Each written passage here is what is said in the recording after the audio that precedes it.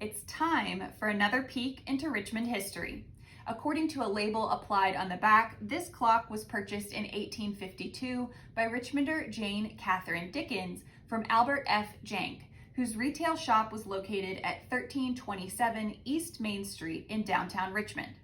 It's a spring-driven 8-day clock in a coffin-shaped wooden case that has a reverse-painted glass door on the front. A label on the interior indicates it was manufactured by the New Haven Clock Company of New Haven, Connecticut. It was fairly common practice in large southern cities like Richmond that jewelry and watchmaking businesses would import goods from industrial manufacturing centers up north or in Europe and then retail them to local customers.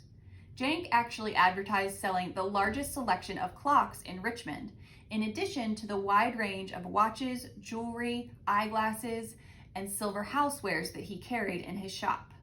Born in Germany in 1826, Albert Franz Jahnke trained as a watchmaker before immigrating to New York in 1848.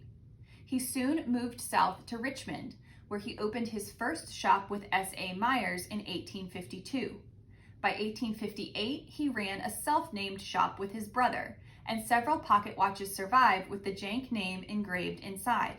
However, despite being trained as a watchmaker, it's unlikely he made many, if any, of the watches or clocks he sold from scratch. Instead, the most lucrative business model was for Jahnke to import various dials, movements, and parts, along with a selection of decorative cases, and then combine them based on customer request. In this way, he was still considered a watchmaker because such assembly still required considerable skill. The same could be done for clocks. However, it's likely that the New Haven Clock Company sent this one to Jahnke as a finished product. His initial watchmaking training also meant that Jahnke could repair and regulate all manner of watches and clocks regardless of their original manufacturer, which likely made up a significant portion of his business.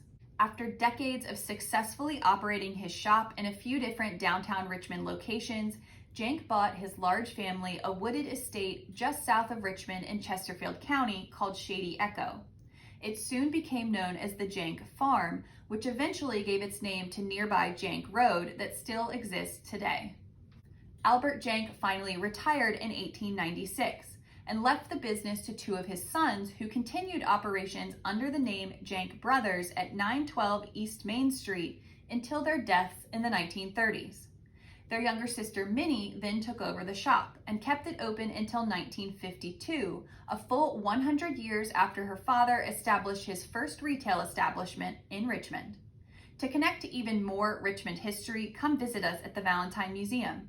And look forward to more videos on great objects in our collection coming soon.